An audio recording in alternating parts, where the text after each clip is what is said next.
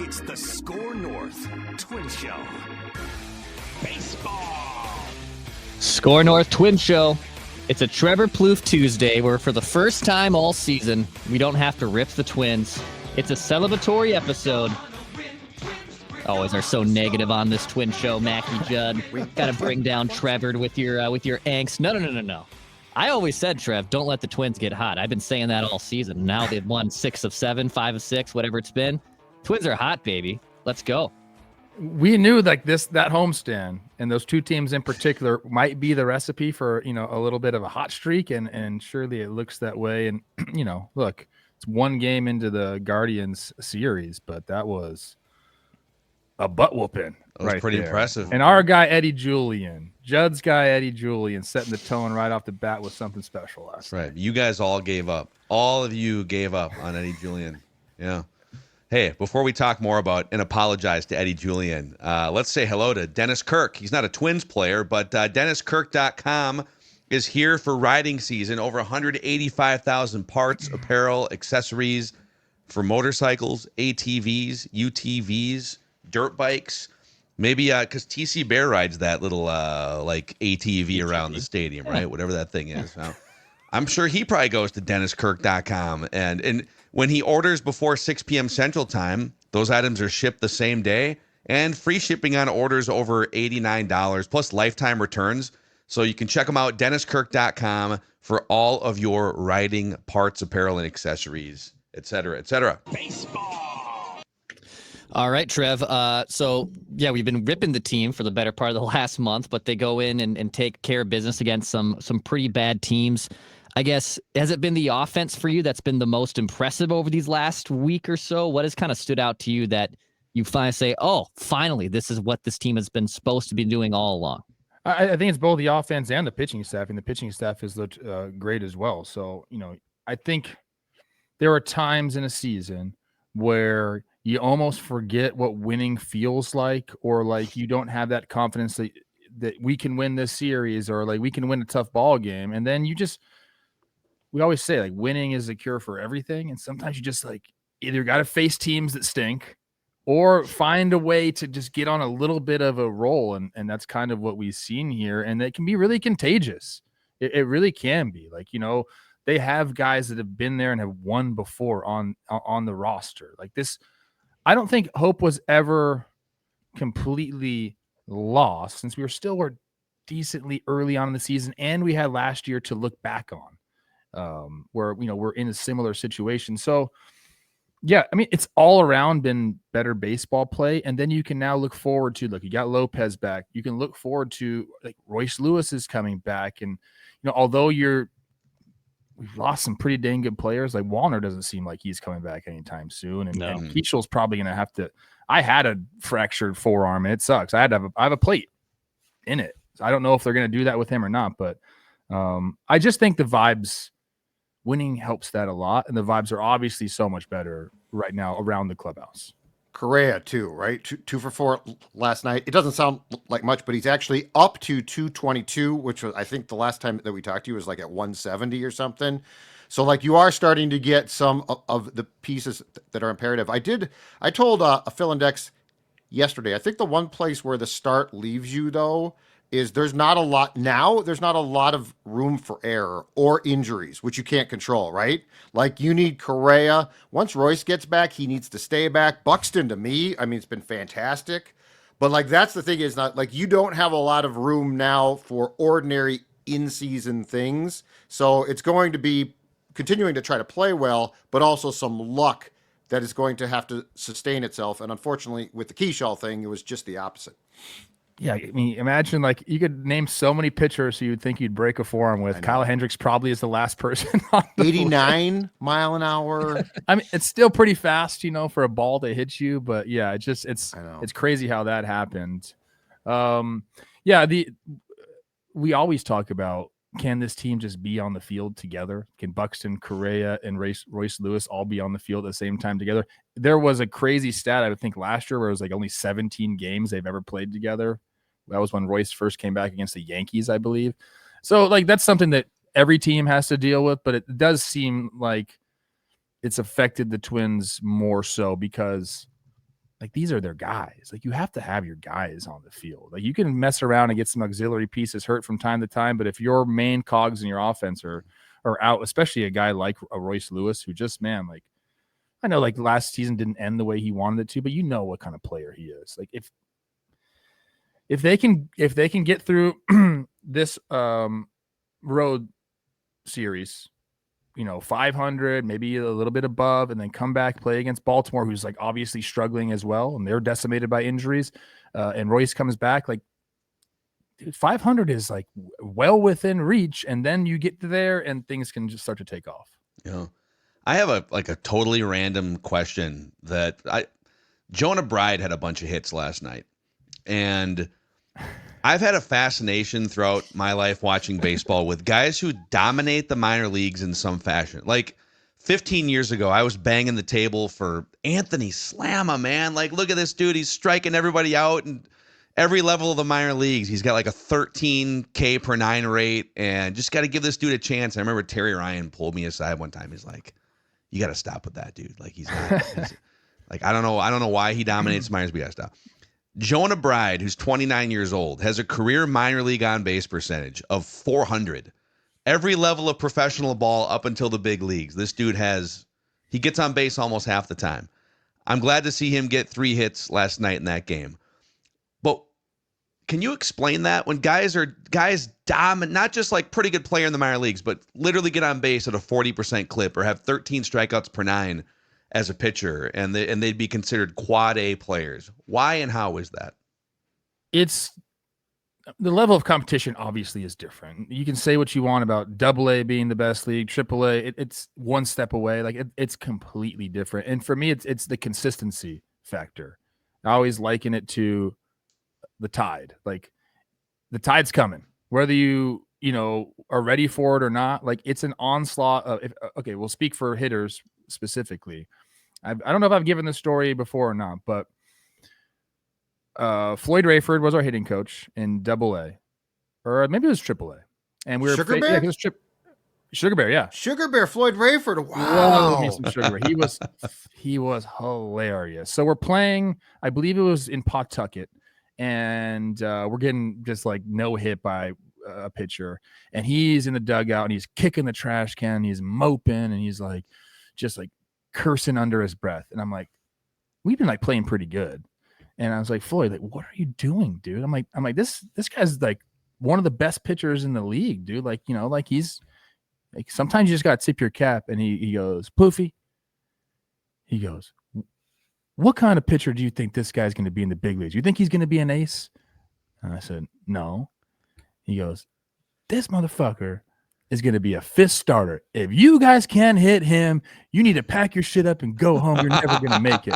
And it resonated with me. I'm like, you're right. Holy crap. Like, the guy that's dominating here is going to go up and be a 4th starter at best. So, like, it's just the level of competition never gets worse. You might face some teams who are stinking, like, the White Sox or the Rockies. But for the most part, it is just relentless. Day after day after day, you're facing the best in the world. You add on top of that the pressure that comes along with it, because this is your livelihood. You made it, great. Hey, you realized the dream, you made it to the big leagues. That doesn't do anything for you. Like, you got to go out there and do it for 3 years. You're making a league minimum, and then you finally start to get a little bump in pay, and it's like all this stuff starts to come into your head. Like, shit, like, it's very hard, and I got to do it for a prolonged time to really reach my dream, which is getting my family financially set. Like, it's just different. Like, in minor leagues, there's no pressure, man. There really isn't. The only pressure you have is getting to the big leagues. And then you get to the big leagues and you realize there is just a whole group of things that just gets thrown at you. And I think it's the biggest separator is mentality, and being able to weather that and understand that there are going to be tough days and you just got to work through it. And yeah, it's just different. One of those minor league seasons, by the way, for Jonah Bride, it was AAA 2 years ago in the Oakland system, where he had just under a 1,000 OPS. So this is over like 300 plate appearances, 305 average, 432 OBP, 540 slugging.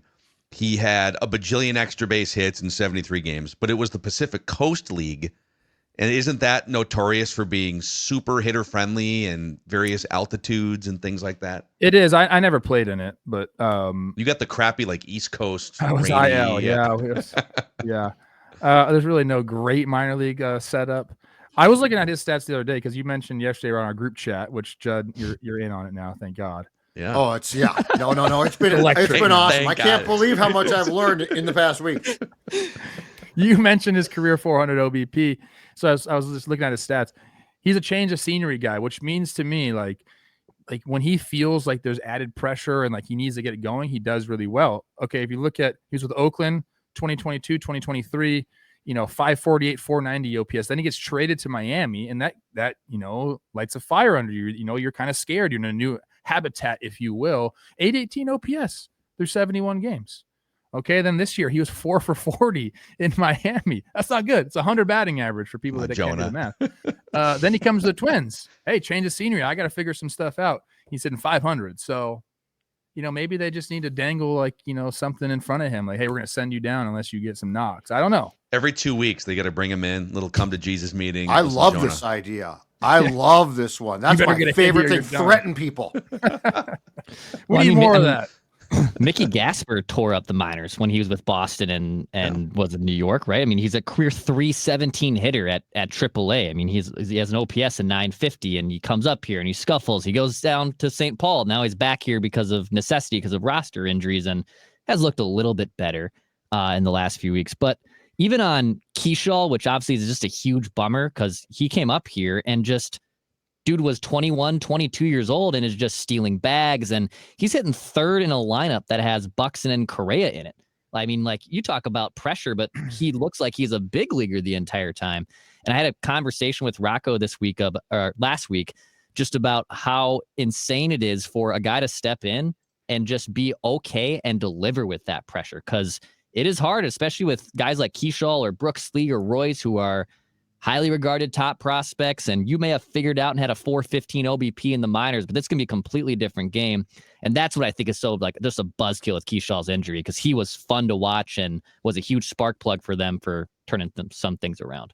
Yeah, you can tell by talking to some guys what their mentality is. Can you handle the failure? Can you handle the pressure? And it's difficult. Like it's not something that's really easy. I think you have to learn. I think the best thing for guys is to fail a little bit in the minor leagues. Because if your first time you're failing, which we see kind of quite a bit now in the big leagues, where guys get rushed up a little bit more. If that's the first time you failed in your baseball life, which for a lot of the guys it is, it's different. How do you know how to handle it?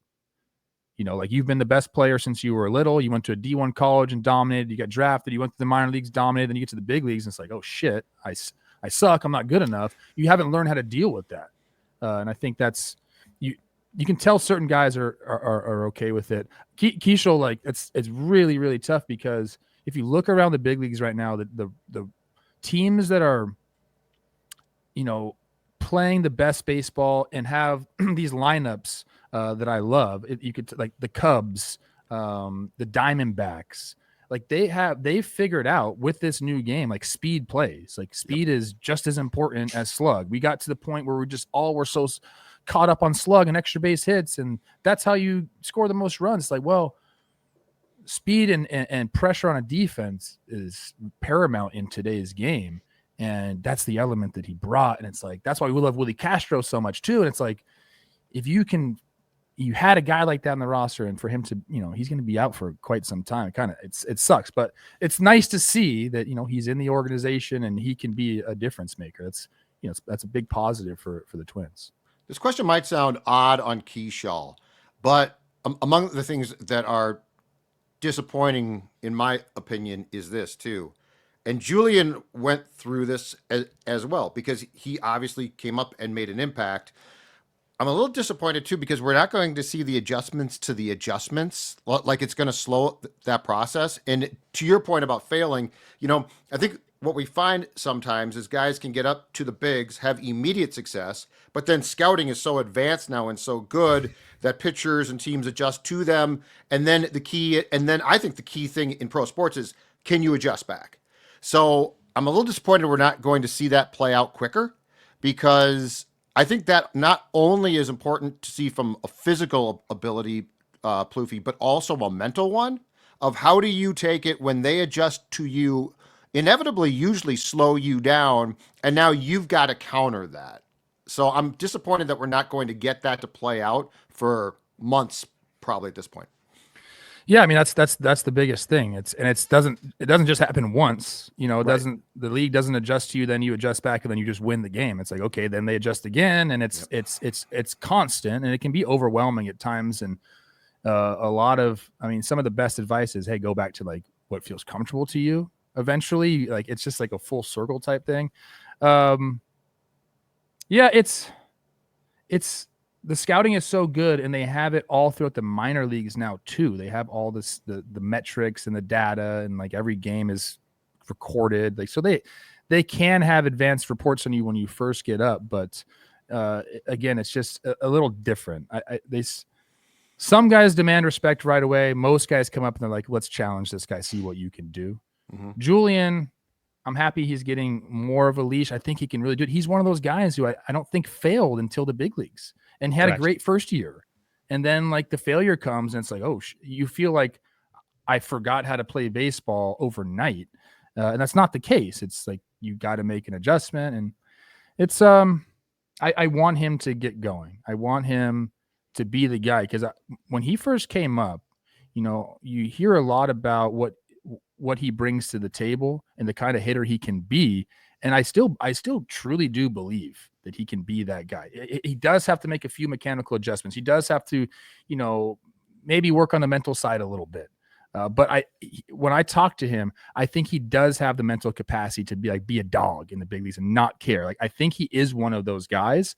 It's getting over this first hurdle. If he can get back and have just some sustained success, a month where he's crushing the ball, I think the switch is going to flip with him, and he's going to be able to be, I don't want to call him a serviceable player. Like, I think he could be like a real deal threat at the bottom of the lineup or I mean, wherever he is, doesn't really matter, but I think he could be a threat at the big league level. Hey, on the pitching front here. So Ober, it was 7 2/3. He was deep into that game last night, and he's doing his classic Bailey Ober thing where he spots the world 9 earned runs right away at the end of March, and then he chases his ERA all year. But he's been awesome, predictably since. Woods Richardson can be a little spotty sometimes, but like he's going to give you like a 4 ERA, just a nice solid. Joe Ryan's been one of the 10 to 12 best starting pitchers in baseball ish, and Pablo Lopez is back. So, after the really shaky start and some really big, bad, crooked numbers, and then the Pablo injury, everything is kind of settled a little bit. What's your current confidence rating on this rotation, Trev? I go back and forth so much because I'm still like, is there really, really an ace here? And Joe Ryan can be that, and Bailey is quality start king, and Pablo can be that. But for some reason, I never put those guys in that upper echelon, and maybe I should. Maybe I'm discounting them a little bit too much. I called for Festa to be in the rotation. Obviously, he had 3 good starts, but Paddock is, first 2 starts really bad, but he's been pretty good since then. You mentioned Woods Richardson is going to, for the most part, give you a chance to win, and he's had some good starts as well. So, like, I guess you could say they have a surplus of starting pitching. I wish they had a lefty. I do. Yeah, and like organizationally, it's like. Yeah, and speaking of like prospects, and I don't know any of them. I do know Connor Prelip because I announced him at the draft. What's up with him, Dex? I know you know. Yeah. And is he a starter? He was a starter. I think they might have moved him to some relief. So he's a starter right now. Okay. He's made 4 starts with Wichita. His last start, I believe, was really impressive. So he has 17 strikeouts in 10 innings of play. Does not walk anyone. 2 walks. He got hit around in a start this year, but he has some pretty crazy swing and miss stuff. He was a 2nd-round pick out of Alabama. Yes. In 2022 when you said you announced him, but that's Trevor knows a prospect, everyone. Look at that. Well, I was just thinking back, like, let's just go in our time machine and go back to the Twins winning division titles year after year. Like, there's always a lefty in the rotation, maybe 2. So. Well, one of them was one of the greatest pitchers of all time to Francisco somehow be Liriano? booted. Well, 2 of them. Yeah, like he was, dude, though. Like before, it's kind of crazy actually. That 2006 season, which you could draw parallels if they go on a run here, because that team was like 6 games below 500 on June 3rd, I want to say, and then Morny went on an MVP run, and Mauer batting title, peak Torrey Hunter, Kadire, all these guys. But they had maybe the 2 best starting pitchers in the entire game in Johan and Liriano, both lefties, right? That's what everybody you talk to, all those guys who are all my buddies, and they'll talk about that season and say if Liriano stayed healthy, it was over. Like they were going to win it all. No, but I don't know. I'm just trying to actually like think back, like when the last time there was like a legitimate lefty in the rotation, and maybe I'm just drawing a blank here, but Boy. Martin Perez had that like absurd run in the Bomba squad for 3 months. That's not okay, I'll give Martin. He's still kicking. He's still doing He's it. still kicking. No, he's hurt now though. Oh, 60-day IL in Chicago. Oh, no. He was That's great against the Twins. I think he got hurt and he's gone now. I'm just trying to think. But when's the last from time he had like a legitimate lefty in the rotation? I think it's Liriano. Is it really? Like Dunsing had had to a few have stars. somebody. Perkins was obviously shout out my guy Perk being a horrible starter than a fucking world class reliever. Wait, Tommy Malone, Tommy. about 10 years ago, had a set of Tommy sub 4 Malone. Actually, his ERA name for is the Tommy Twins. Milone. Okay, I get it right. So, let me give a Perk story. I probably told this somewhere, but I was. It was 2009 or 10. We're in AAA together. They had sent him down.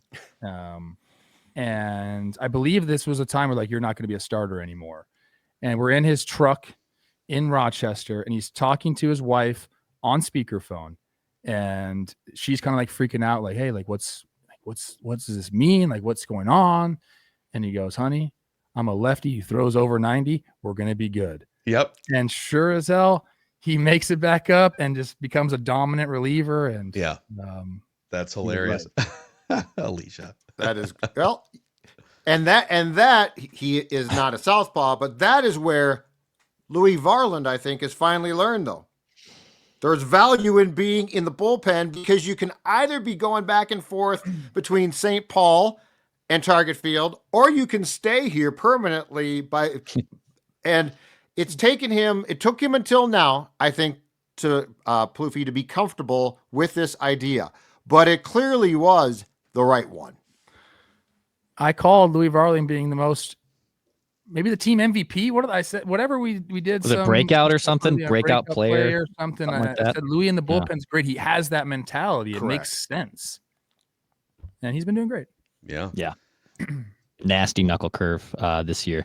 Hey, a couple other some other things here before we wrap with Plofy, but a shout out to our friends at the Element Hotel, just steps away from Target Field. You can go to scorenorth.com/element to get a 15% room rate. It's just steps away from Target Field. So whether you're looking for a place to stay for an upcoming Twins game, hell, just checking out North Loop restaurants and great breweries around too for a staycation, scorenorth.com/element gives you a 15% room rate.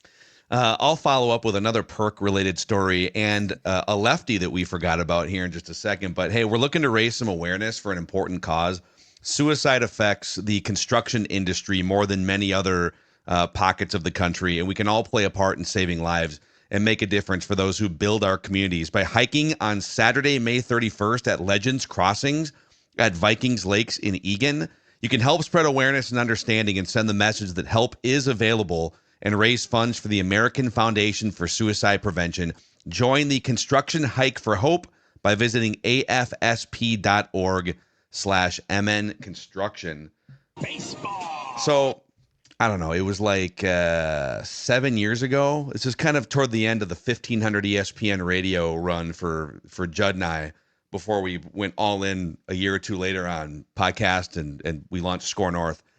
And Perk had become this regular weekly guest on our show. He'd come in studio, he would answer criticism and questions from fans. I think it kind of set him up to do a lot of good media stuff after, but he was awesome and he was a friend of the show. And then he got hurt, tore his elbow. And we got into, I won't name names here, but we got into an argument with some management behind the scenes that we know he's out for the season, but like we want our Twins guest to be Perk on Tuesdays or whatever, like it's always been. And management came back and they were like, we need someone in that clubhouse. We really need someone in that clubhouse who's going to be there and grinding every day. And so we got outvoted, Judd and I did. And lefty Hector Santiago became the weekly guest on the Mackey and Judd show, representing the Twins clubhouse. And I think old Hector, after about a month and a half of getting roughed up, old Hector lost our number, cashed that paycheck and lost our number. I don't think he answered the phone like the last 3 months of the season. Oh my gosh. And you guys were paying him? We paid him up front. You get paid up front. I won't do that to you guys. All right. No, I think that's why we go by month. I don't think I get paid up front. Well, but the problem was it started then. The perk replacement was Trevor May, which would have been great. But we were down at spring training in Fort Myers, had him on once, and then he tore his. That's right. He went, I think, through Tommy John himself. So that would have been awesome. But we went from Trevor May to Hector. And I think the last time I talked to Hector, I think Phil was out. It was after a game that Molitor had yanked him in Kansas City. And I believe post-game, he ripped analytics.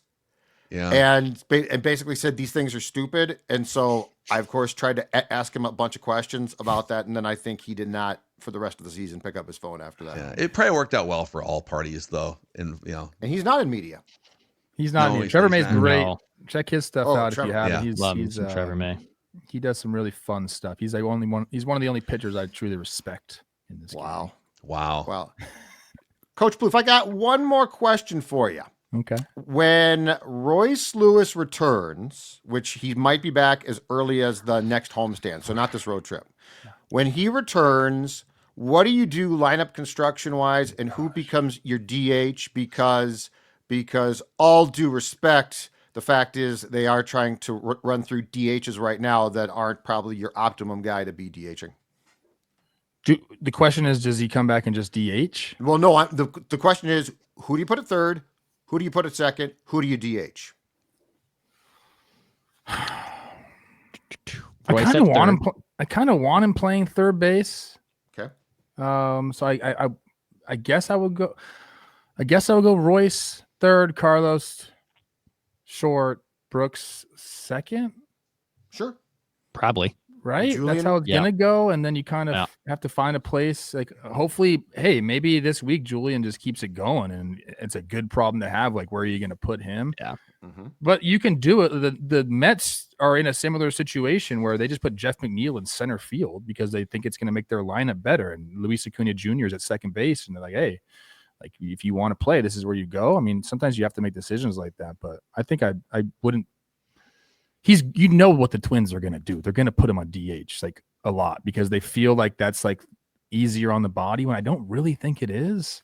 Yeah. Doesn't that make it more likely because you're just like cold. Yeah. I don't know why teams think that. Like it's not like a day off. It really isn't. Are they worried he's going to like bend over for a ground ball and pop his hamstring or something? I don't know. That's not where you're going to get hurt. You're going to get hurt running the bases after you're cold. So yeah. I think he needs to be playing the field. I think he'd probably tell you the exact same thing. He just wants to be in the lineup, but I guess that's what I would go. And then, yeah, dude, I don't know. Like if you have too many good players, like that's a good thing. Too many guys that you want to pencil into the lineup, that's a good thing. And you have to figure it out. Look at this. In 1 week, we've gone from they should trade everyone to they now have like too many good players to even. Yes. I just don't want poor Mickey Gasper DHing. That's my thing. And by the way, he had a really good night last night. He did. Put some respect He had on a couple of knocks. So, Mickey, I love your mustache. So I think I'm actually with you. Like, I don't want a rotating door at DH. I want like the big slugger who can't do anything else except hit be my DH. That's old school thinking, but I kind of like it. Nelson Cruz. I think in a perfect world, in a perfect world, like when Wallner comes back, like Larnick is your everyday DH. Yeah. Like Wallner's not back. They're he's not going to be back for a while, huh? Yeah. He's got a pretty significant hamstring situation. So kind of That's similar. What happens. His bones are so solid, but the tendon, dinosaur what are you going to do? Yeah. Dinosaur bones for Matt Dr. Wallner. Plouffe. Unlike Keachall, who's got these brittle osteoporosis bones. 89 You're right, mile an hour fastball. Kyle Hendricks. Kyle Hendricks, like what's next? Like what slop baller next is going to hurt a Twins player? Here comes Jamie Moyer. He's 65. Ow! If you had to list people who are going to break someone's wrist with a fastball, he's the last person that you're on the list. Yeah. Yeah. And now Keachall's going to have to live with that for the rest of his life. Well, I broke mine on a tag, so that's worse, I think. Wow. Ow. Randall Gritchick's knee came up. I went to tag him. His knee came up. My arm went down. Oh. Hit me right here. Oh, They call it a nightstick fracture, which has a lot of racial badass. overtones there or Yeah, undertones. I don't know. excuse me. Like, yeah. and you have a plate, and you just got a plate rocket in there for the rest I of have your a life. plate, and every time it's about to rain, it starts to hurt again. That's like a true thing. Yeah. What? The pressure, yeah, the barometric pressure rises or falls. I don't know which one it is, but it aches still. Yeah. Oh, that doesn't Does sound it go good. off like at the airport? Metal No. detectors? No. Some It's- do. There's like I have like 6 or 8 screws in there. I still have a scar. It's shoot. Baseball. Dude, it's hardcore. People think football's hardcore. They were so hard. Try tagging a guy out at second base, man. I think I was so mad. It was like the end of the season. You and look the like guy, you're in I think pain. it was 2 outs. Gritchick stole third base with 2 outs, and I'm like, that was like back in the day when you could be mad about those things, And I just gave him a big hard tag, and it just was so awkward. And immediately, like the whole stadium heard him. It just made a huge pop. Oh. Tough. Ouch. Ouch. Yeah, Good. that's brutal. Well, no more broken arms. No more was that. Kyle Hendricks pegging people, for God's sakes. Everyone stay healthy. Next time we talk, hopefully we may be talking about Royce Lewis's return to the Twins, God willing. So all good things. Hit the like button. Hit the subscribe button here on the SKOR North Twins Show. This is Trevor Plouffe. You can find his work on Talking Baseball. Appreciate you guys. We'll be talking at you soon.